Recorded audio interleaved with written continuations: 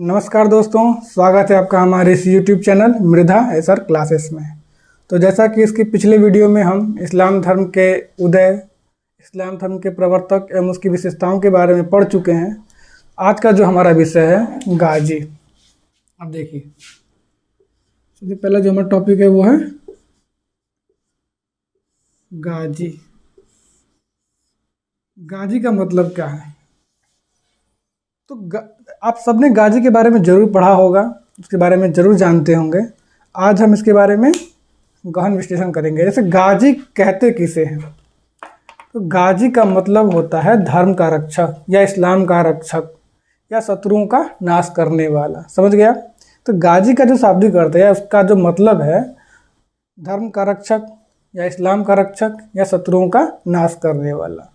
गाजी लोग जो होते हैं वो सुल्तान की सेना में स्वयं सेवक के रूप में भर्ती होते थे और इन्हें किसी भी प्रकार का राज्य की ओर से कोई नियमित वेतन नहीं मिलता था, बल्कि युद्ध के समय जो धन प्राप्त होता था, जिसे खुम्स कहा जाता है, उसी में से इन्हें कुछ हिस्सा प्रदान किया जाता था। समझ में आ गया कि गाजी सुल्तान की सेना में स्वयं सेवक के रूप में भर्ती होते थे।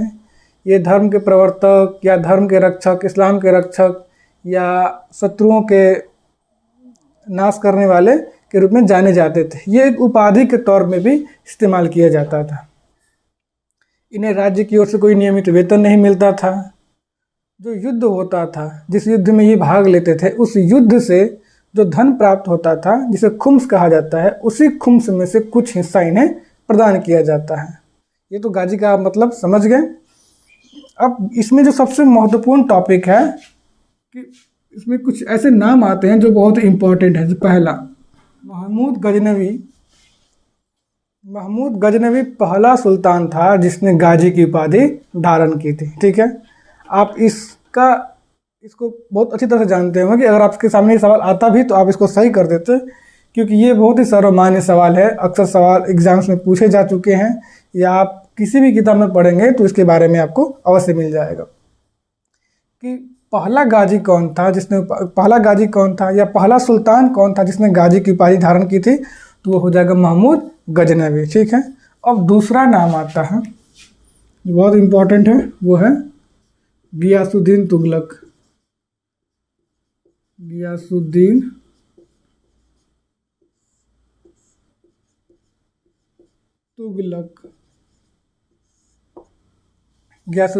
तुगलक। अब इसका क्या जिक्र है?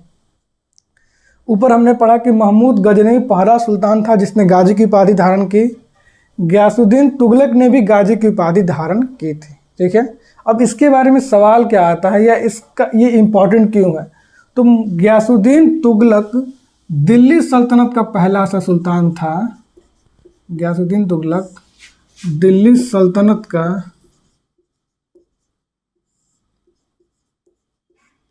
पहला सुल्तान था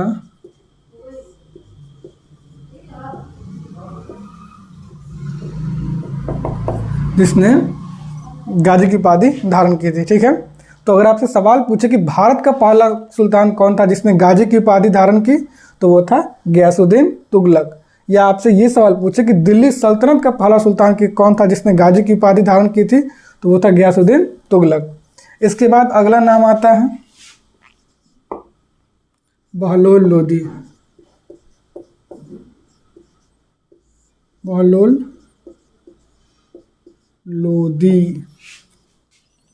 इसने 1451 ईस्वी में गाजी की उपाधि धारण की थी। ठीक है, इसको भी नोट कर लीजिएगा कि बहलोल लोदी ने 1451 ईस्वी में गाजी की उपाधि धारण की थी। चौथा और सबसे जो इम्पोर्टेंट है वो है बाबर। ठीक, अब बाबर का क्या योगदान रहा है इसमें, या बाबर का जिक्र क्यों है?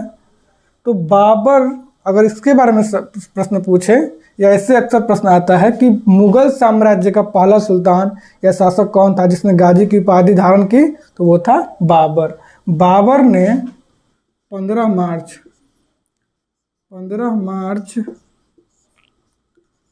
1527 ईस्वी में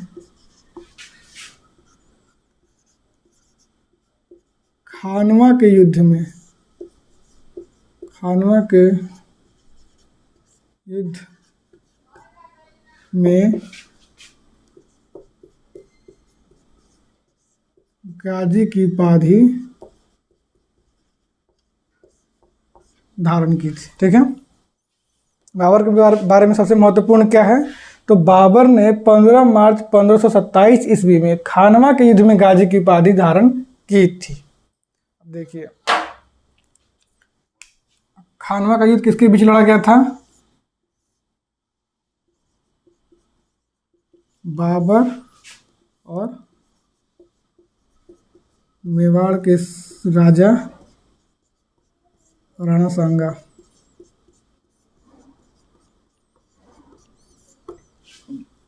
कब लड़ा गया था, 15 मार्च 1527 ईस्वी में। तो बाबर ने 15 मार्च 1527 ईस्वी में खानवा के युद्ध में गाजी की उपाधि धारण की थी। तो अगर आपके सामने यह प्रश्न पूछे कि बाबर ने किस युद्ध में खानवा की उपाधि धारण की थी, किस युद्ध में गाजी की उपाधि धारण की थी, तो आपका जवाब हो जाएगा खानवा के युद्ध। या आपसे ये प्रश्न पूछे कि बाबर ने किस ईस्वी में गाजी की उपाधि धारण की थी, तो आपका जवाब होना चाहिए 1527 ईस्वी। और खानवा का युद्ध किसके बीच हुआ था, बाबर और मेवाड़ के राजा राणा सांगा के बीच 15 मार्च 1527 को खानवा का युद्ध हुआ, जिसमें बाबर की विजय हुई और इस विजय के उपलब्ध में ही बाबर ने गाजी की उपाधि धारण की थी, गाजी की उपाधि धारण की। ठीक है, ये महत्वपूर्ण है, इसको नोट डाउन कर लीजिए। तो आपके सामने 4 ऐसे नाम हैं, महमूद गजनवी, गयासुद्दीन तुगलक, बहलोल लोदी, बाबर। इन चारों का गाजी के संबंध में महत्वपूर्ण विशेषताएं हैं। महमूद गजनवी पहला सुल्तान था जिसने गाजी की उपाधि धारण की। गयासुद्दीन तुगलक दिल्ली सल्तनत का पहला सुल्तान था जिसने गाजी की उपाधि धारण की, या भारत का पहला सुल्तान था जिसने गाजी की उपाधि धारण की।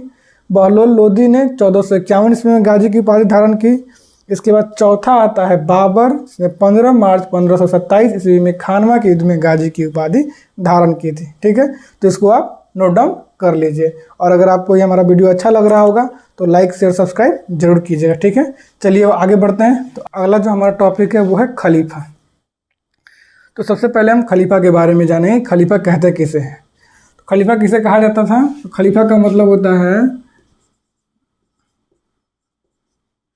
इस्लाम का नेता,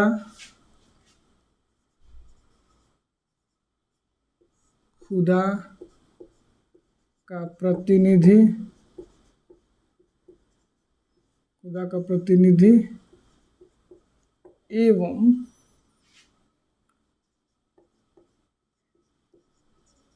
पैगंबर मोहम्मद साहब के उत्तराधिकारी भी खलीफा कहलाते। ठीक है, खलीफा किसे कहते हैं, तो खलीफा को का मतलब होता है इस्लाम का नेता या खुदा का प्रतिनिधि या पैगंबर मोहम्मद साहब के उत्तराधिकारी भी खलीफा कहलाते थे। समझ में आ गया। जबकि पैगंबर मोहम्मद साहब ने कभी भी अपने जीवन काल में अपना उत्तराधिकारी नियुक्त नहीं किया। ठीक है, ये शब्द आता कहाँ से फिर, तो जब पैगंबर मोहम्मद साहब की मृत्यु हो जाती है उस समय उनकी मृत्यु के बाद एक जनसभा का आयोजन किया जाता है और उस जनसभा में अबू बकर नाम के एक व्यक्ति को खलीफा घोषित किया जाता है। ठीक है, यही अबू बकर पहला खलीफा कहलाया। तो पहला खलीफा कौन कहलाया, अबू बकर। अबू बकर पहला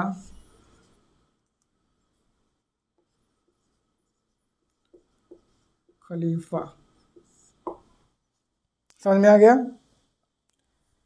खलीफा किसे कहते हैं? तो खलीफा का मतलब होता है इस्लाम का नेता या खुदा का प्रतिनिधि या पैगंबर मोहम्मद साहब के जो उत्तराधिकारी थे वो खलीफा कहलाएं। जबकि पैगंबर मोहम्मद साहब ने अपने पूरे जीवन काल में अपना कोई भी उत्तराधिकारी नियुक्त नहीं किया था। उनकी मृत्यु के बाद एक जनसभा में, एक जनसाधारण की सभा में अबू बकर को पहला खलीफा नियुक्त किया गया। तो अगर आपके सामने ये प्रश्न आए कि पहला खलीफा कौन था, तो आपका जवाब होना चाहिए अबू बकर। ठीक है। इसके अलावा अबू बकर जो था वो उमैयद वंश का था। उमैयद वंश का सदस्य था।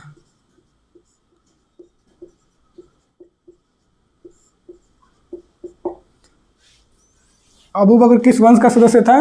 तो अबू बकर उमैयद वंश का सदस्य था, जिस वजह से इसे उमैयद खलीफा भी कहा जाता है। समझ गए कि अबू बकर पहला खलीफा हुआ और अबू बकर का संबंध उमैयद वंश से था, तो इसलिए पहले खलीफा को उमैयद खलीफा भी कहा जाता है। तो अगर मान लीजिए आपके सामने प्रश्न है कि पहला खलीफा कौन थे और आपके सामने अबू बकर का नाम ना होकर उमैयद खलीफा लिखा हो, तो आपका जवाब हो जाएगा उमैयद खलीफा, क्योंकि अबू बकर जो था वो उमैयद वंश से संबंधित था, उमैयद वंश का सदस्य था। ठीक है। अबू बकर ने मदीना को अपनी राजधानी बनाई। ठीक है। इस वंश में कुल 18 खलीफा हुए। अबू बकर ने मदीना को अपनी राजधानी बनाई। मदीना को अपनी राजधानी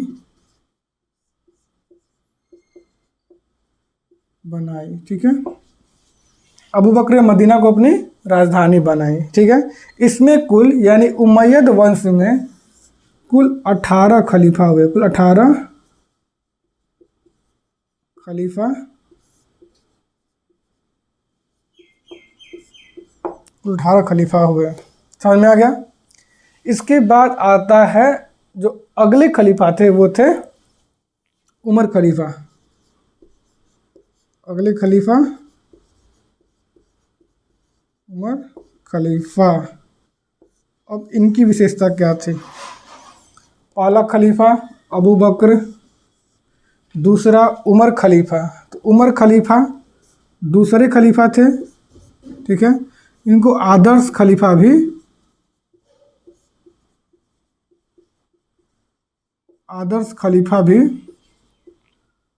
कहा जाता है। ठीक है। उमर खलीफा के शासनकाल में ही या उमर खलीफा के समय में ही इस्लाम धर्म का विस्तार मिस्र, फिलिस्तीन,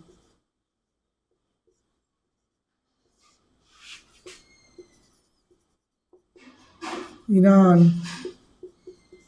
इराक और भारतीय सीमा तक पहुंच सका। अब देखिए, पहले खलीफा हो गए, दूसरे खलीफा।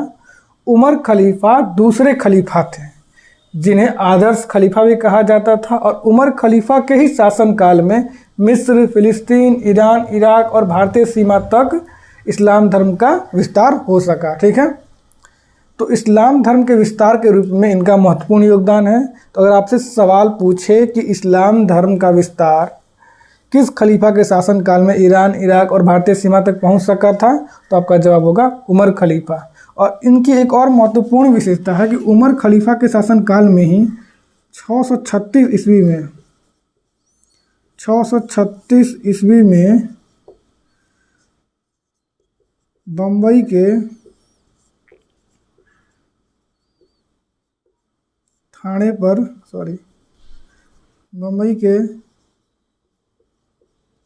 ठाणे पर पहला अरब आक्रमण या अरबी आक्रमण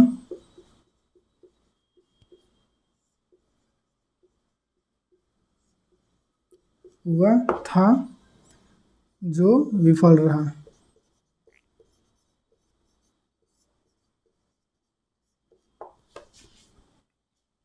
अब देखिए यहाँ तक क्लियर है कि अबू बकर पहला खलीफा था, उमैयद वंश का सदस्य था, इसलिए इस खलीफा को उमैयद खलीफा भी कहा जाता है। इसने मदीना को अपनी राजधानी बनाई। इस वंश में कुल 18 खलीफा हुए और अबू बकर के बाद जो अगले खलीफा हुए उनका नाम था उमर खलीफा। तो उमर खलीफा दूसरे खलीफा थे, इन्हें आदर्श खलीफा भी कहा जाता है। उमर खलीफा के शासनकाल में ही इस्लाम धर्म का विस्तार मिस्र, फिलिस्तीन, ईरान, इराक और भारतीय सीमा तक हो सका था। इसके अलावा 636 ईस्वी में उमर खलीफा के शासन काल में ही 636 ईस्वी में बम्बई के थाने पर पहला अरबी आक्रमण हुआ था जो कि विफल रहा। ठीक है, ये बहुत ही इंपॉर्टेंट क्वेश्चन है, इसको आप नोट डाउन जरूर कीजिएगा कि किस खलीफा के शासन काल में बम्बई के थाने पर पहला अरबी आक्रमण हुआ था। तो आपका जवाब होना चाहिए उमर खलीफा। उमर खलीफा के शासन काल में 636 ईस्वी में बम्बई के थाने पर पहली बार अरबी आक्रमण हुआ जो कि असफल रहा या विफल रहा। जो हमारे अगले खलीफा थे वो थे अली।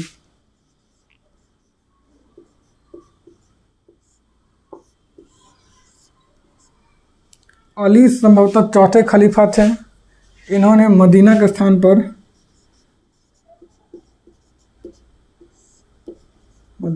स्थान पर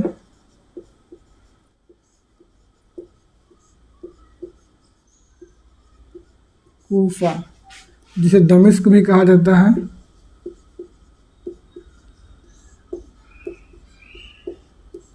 को राजधानी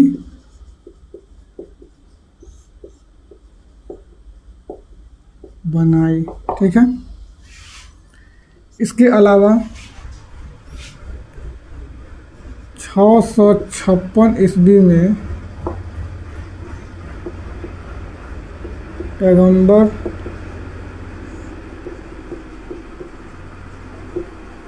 साहब की बीवी आयशा को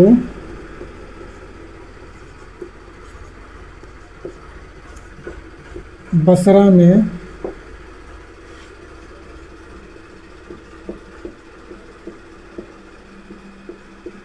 जंगी जमाल या उष्ट के युद्ध में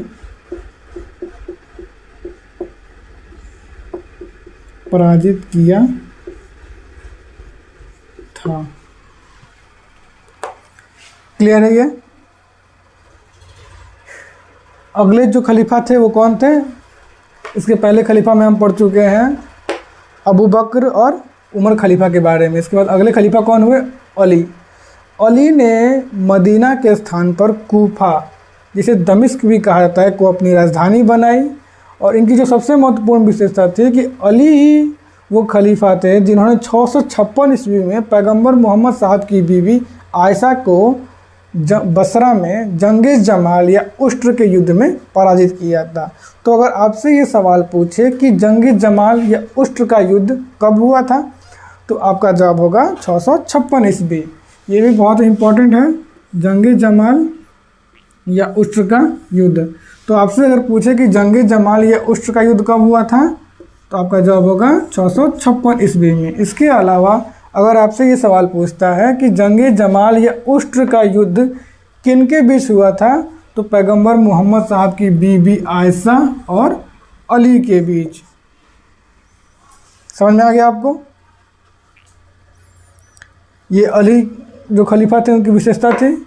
इसके बाद अगले जो हमारे खलीफा हुए वो हुए मुआविया। कौन हुए? मुआविया। उच्चारण थोड़ा डिफ़िकल्ट है लेकिन इसको यहाँ लिखते हैं मुआविया। मुआविया अली के बाद अगले खलीफा मुआविया हुए। मुआविया संभवतः 5वें खलीफा थे और इनकी जो सबसे महत्वपूर्ण विशेषता थी कि इन्होंने खलीफा के पद को वंशानुगत बना दिया। ठीक है, मुआविया कौन थे? तो मुआविया संभवतः 5वें खलीफा थे और इन्होंने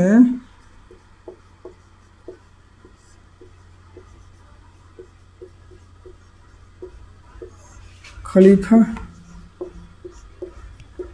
के पद को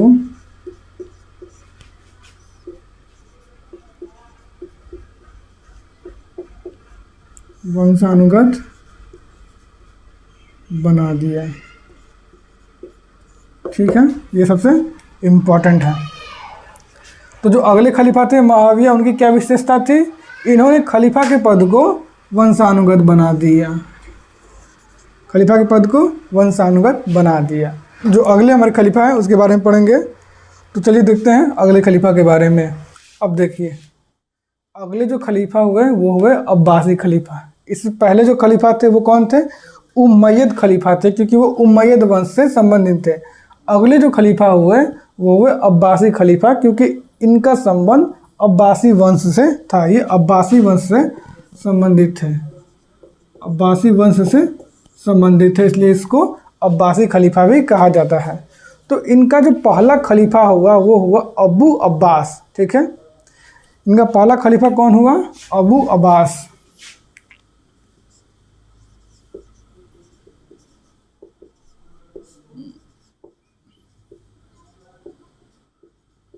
अबू अब्बास पहला खलीफा हुआ। ठीक, इनकी क्या विशेषता थी? तो अब अब्बासी खलीफा के पहले खलीफा हुए अबू अब्बास। इस खलीफा में कुल 37 खलीफा हुए। इस अब्बासी खलीफा में कुल 37 खलीफा हुए। अब्बासी खलीफाओं ने अपनी राजधानी मदीना और कूफा के स्थान पर बगदाद को बनाई। कहाँ बनाई? बगदाद को। जैसे इसके पहले वाले खलीफाओं ने अपनी राजधानी मदीना और कूफा को बनाई, जबकि अब्बासी खलीफाओं ने अपनी राजधानी बगदाद को अपनी राजधानी बनाई। बगदाद को अपनी राजधानी बनाई। इसमें कुल 37 खलीफा हुए। कितने खलीफा हुए? कुल 37 खलीफा हुए। ठीक है, समझ में आ गया? कुल 37 खलीफा हुए। और इनकी जो सबसे महत्वपूर्ण विशेषता है कि अब्बासी खलीफाओं के शासनकाल में ही सबसे ज़्यादा विकास और विस्तार अब्बासी खलीफाओं के शासनकाल में ही हुआ है। ठीक है, अब्बासी खलीफाओं में पहला खलीफा अबू अब्बास हुए। इन्होंने बगदाद को अपनी राजधानी बनाई। इसमें कुल 37 खलीफा हुए। इन्होंने सबसे ज़्यादातर समय तक शासन किया। सबसे ज़्यादा समय शासन किया।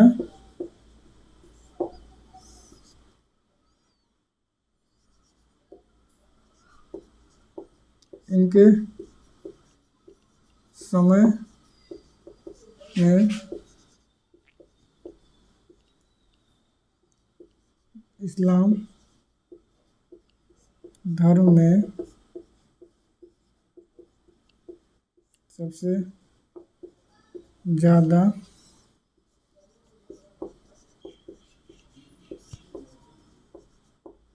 विकास एवं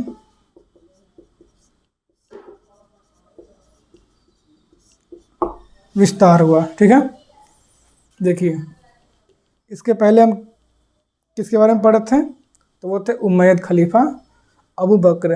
अब हम जो पढ़ रहे हैं वो अब्बासी खलीफा। ये अब्बासी वंश से संबंधित थे, इसलिए इसे अब्बासी खलीफा भी कहा जाता है। और इसके पहले खलीफा थे अबू अब्बास, इसके पहले खलीफा हुए। इन्होंने बगदाद को अपनी राजधानी बनाई, जबकि उमैयदी जो खलीफा थे उन्होंने मदीना और कूफा को अपनी राजधानी बनाई थी। इसमें कुल 37 खलीफा हुए। सबसे ज़्यादा समय तक शासन किया, मतलब खलीफाओं में अब्बासी खलीफाओं ने सबसे ज़्यादा समय तक शासन किया। इनके समय में इस्लाम धर्म में सबसे ज़्यादा विकास एवं विस्तार हुआ। इस्लाम धर्म का सबसे ज़्यादा विकास और विस्तार अब्बासी खलीफाओं के शासनकाल में ही हुआ था। ठीक है, इसके बाद जो अगले खलीफा हुए उनका नाम था खलीफा अल-मामून। अगले खलीफा कौन हुए? खलीफा अल-मामून।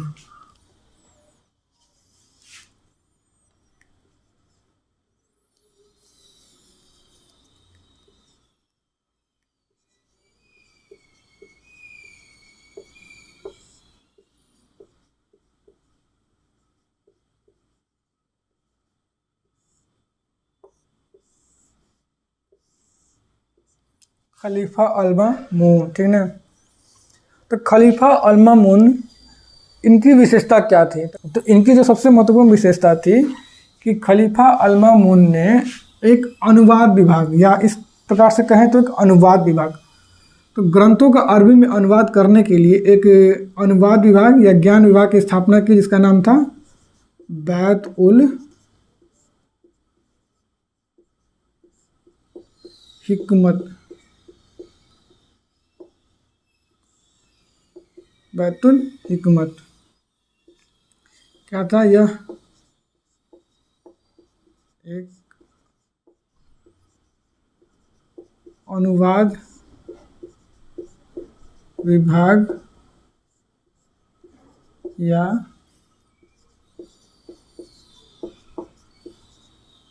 ज्ञान गृह था। ठीक है, इम्पॉर्टेंट है, इसको नोट कर लीजिएगा कि अगले जो खलीफा हुए वो, उनका नाम क्या था? खलीफा अल-मामून। इन्होंने बगदाद में ग्रंथों को अरबी भाषा में ट्रांसलेट करने के लिए, अनुवाद करने के लिए एक अनुवाद विभाग बनाया, जिसका नाम था बैत उल हिकमत। इसे अनुवाद विभाग या ज्ञान गृह भी कहा जाता था। समझ में आ गया? इसके बाद 1258 ईस्वी में, अब तो यहाँ तक हम पढ़ चुके हैं, पढ़ रहे थे खलीफा के विस्तार के बारे में, उनकी विशेषताओं के बारे में। अब इनके पतन के बारे में पढ़ेंगे कि इनका पतन कैसे हो गया। तो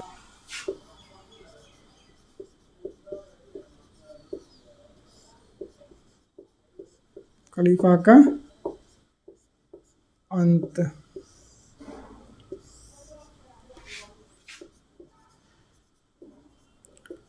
बारह सौ 98 ईस्वी में कब हुआ था? तो 1258 ईस्वी में। 1258 ईस्वी में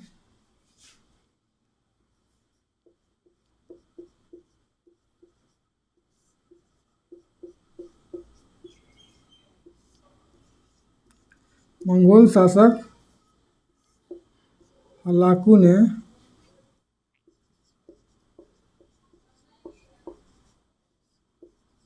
अंतिम अब्बासी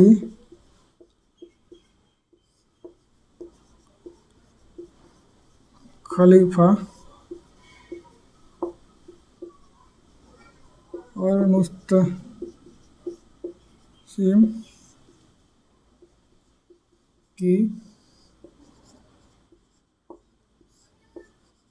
की हत्या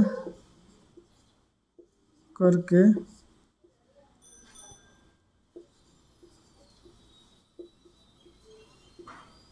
खलीफा अंत कर दिया। ठीक है, ये तो हम इससे पहले अब खलीफा का विस्तार पढ़ रहे थे, उनकी विशेषताओं को पढ़ रहे थे। अब यहाँ हम पढ़ेंगे खलीफा का अंत कैसे हो गया। तो 1258 ईस्वी में मंगोल शासक हलाकू ने अंतिम अब्बासी खलीफा अल मुस्तसिम की हत्या करके खलीफा का अंत कर दिया। अब यहाँ दो महत्वपूर्ण प्रश्न बनते हैं। पहला कि खलीफा का अंत किसने किया? तो मंगोल शासक हलाकू ने। कब किया? 1258 ईस्वी में। मंगोल शासक हलाकू ने 1258 ईस्वी में किया था। दूसरा कि अंतिम खलीफा या अंतिम अब्बासी खलीफा कौन था? वो था अल मुस्तसिम। बहुत ही इंपॉर्टेंट है, इसको याद कर लीजिए या नोट डाउन कर लीजिएगा। ठीक है, खलीफा का अंत 1258 ईस्वी में मंगोल शासक हलाकू ने अंतिम अब्बासी खलीफा अल मुस्तसिम की हत्या करके खलीफा का अंत कर दिया। तो यहाँ पर प्रश्न कैसे बनता है कि अब अंतिम अब्बासी खलीफा कौन था, तो अल-मुस्तसिम। या अंतिम खलीफा कौन था, तो अल-मुस्तसिम। या अल-मुस्तसिम जो अंतिम खलीफा था उसका संबंध किससे था, तो अब्बासी खलीफा से। इसकी हत्या किसने की, हलाकू ने। किस ईस्वी में, तो 1258 ईस्वी में। तो इस प्रकार से जितने भी इससे संबंधित प्रश्न बनने थे ये यहाँ पे आपके सामने मौजूद है। आप अगर इसको याद कर लेते हैं, कंठस्थ कर लेते हैं, तो इससे संबंधित कोई भी प्रश्न आपसे छूटने वाला नहीं है। ठीक है, इसके आगे हम पढ़ेंगे कि ये जो खलीफा था उसका दिल्ली सल्तनत पे क्या प्रभाव पड़ा, या इसकी दिल्ली सल्तनत के शासन प्रशासन में क्या योगदान रहा। जैसे कि खलीफा के बारे में तो पढ़ ही चुके कि खलीफा किसे कहते हैं, खलीफा का मतलब क्या होता है। तो इससे समझ में आता है कि खलीफा का योगदान क्या है या क्या रहा होगा दिल्ली सल्तनत में। तो आगे हम पढ़ेंगे कि दिल्ली सल्तनत में खलीफा का योगदान का क्या रहा, इसकी स्थिति क्या रही। ठीक है,